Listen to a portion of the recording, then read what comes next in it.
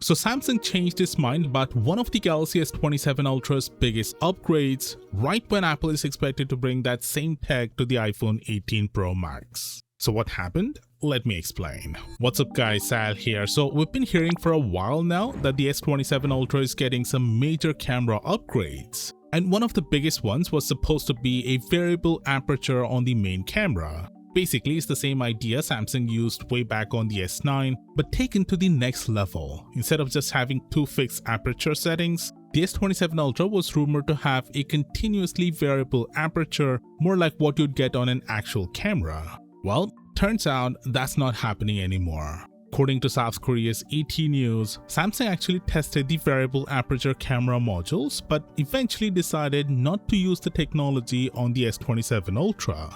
And apparently there are three main reasons for that. First, it makes the camera module thicker. Second, it adds to the cost. And third, Samsung apparently didn't think the improvement in image quality was big enough to justify either of those things. So basically, Samsung decided the benefits just weren't worth the extra cost and thickness, and they dropped it. And this gets even more interesting because Apple is still expected to bring variable aperture to the iPhone 18 Pro Max, which puts Samsung in a bit of an awkward position because, let's be honest, if Apple does bring this to the iPhone, they'll never acknowledge that this has been done before. They'll give it some fancy name, spend half of the keynote explaining how revolutionary it is, and suddenly everyone will be talking about variable aperture like Apple just reinvented the wheel. But here's where it could actually become a problem for Samsung. Say if the iPhone 18 Pro Max ends up producing noticeably better photos because of this, Samsung is gonna look even more ridiculous for having tested the technology twice and deciding against it both times.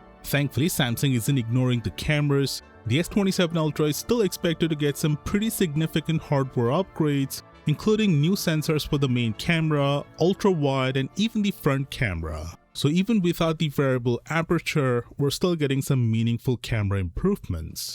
Now Samsung is also apparently bringing a new technology to the S27 Ultra that could fix one of the little annoyances we've had with the S26 Ultra. You see, smartphone cameras have gotten ridiculously good, but they've also gotten ridiculously thick.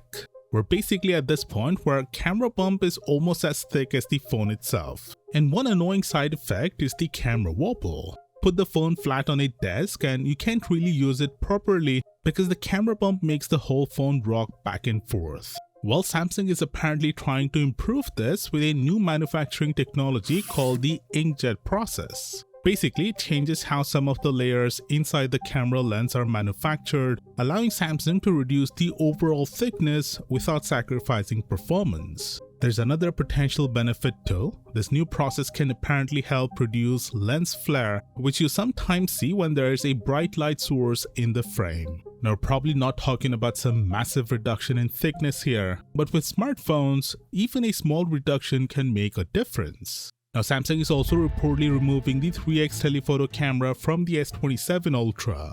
And while that sounds like a huge downgrade, it might not be as bad as you think. And this video is probably the best example of why. As you zoom in using the main camera, the image quality looks pretty good all the way up to around 2.9x. But as soon as the phone switches over to the dedicated 3x camera, you can see a pretty noticeable drop in quality. It's mainly obvious in low light. In daylight, the difference isn't nearly as dramatic. Ideally, Samsung should have just improved the 3x camera by giving it a bigger sensor. Because let's be honest, a proper telephoto camera is always going to be better than simply cropping into the main sensor. But well, it's Samsung we're talking about. Now here's some good news, especially if you're into gaming. The S27 Ultra will use the Snapdragon 8 Elite Gen 6 Pro, and according to a new leak, this chip could bring a pretty significant jump in gaming performance. The biggest upgrade is apparently going to be the GPU. Qualcomm is reportedly doubling the number of GPU units compared to the current 8 Elite Gen 5, which could mean a pretty big jump in graphics performance. And even more interestingly, the Gen 6 Pro is expected to be Qualcomm's first 2nm chip.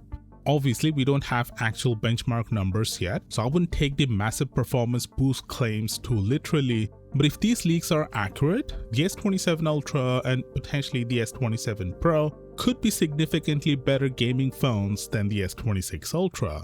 And finally, Samsung is giving both the S27 Ultra and the Pro a massive battery capacity upgrade. And we finally have the exact capacity. Click here to find out what it is, and I'll see you there.